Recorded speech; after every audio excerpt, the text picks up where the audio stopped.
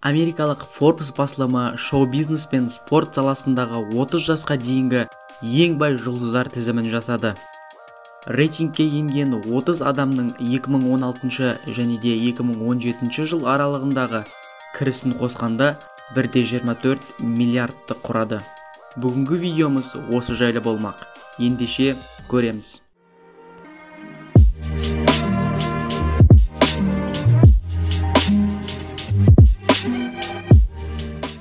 Сонымен 30 жасқа дейінгі ең бай жұлдыздар тізімін 27 жасарлық Abel Tesfaye есімді музыкант бастады.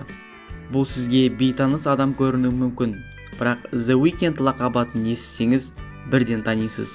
Ол 2016 жылдың 1 маусымынан бастап 2017 жылдың 1 маусымы аралығында 92 миллион ақш долларын тапқан.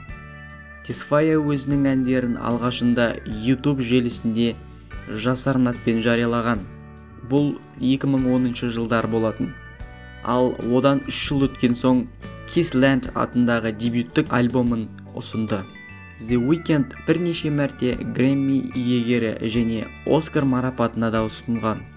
Кірісінің көп бөлігін нақтырақ айтсақ 75 миллионға жуық қаржы оған концертінен түскен болып шықты. Forbes рейтингінің екінші сатысын 23 жасар канадалық орындаушы Джастин Бейбер иеленді. Басылым ұжымы белгілеген уақыт аралығында Джастин 83,5 миллион кіріске қол жеткізген. Осы бір жылдың ішінде ол 105 концерт өткізген және Calvin Klein компаниясымен келісімшартқа отырған. Алғашқы үштікті 69 миллион кірісімен әнші Адель аяқтайды. Британиялық өнерпаз соңғы Грэмми салтанатында нағыз триумфатор болды. Музыка саласы бойынша әлемдегі ең беделді марапатты 5 мәрте алған әнші фурор жасады. Ал Адельдің 25 деп аталатын альбомы 2016 жылы 1,73 миллион тиражбен сатылып, ең үздік көрсеткішке қол жеткізді.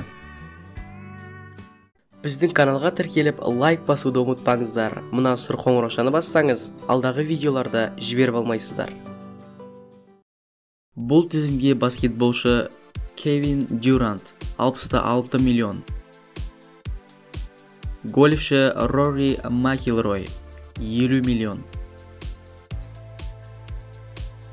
Әнші Тейлор Свифт 44 миллион. Модель Кайли Дженнер 41 миллион.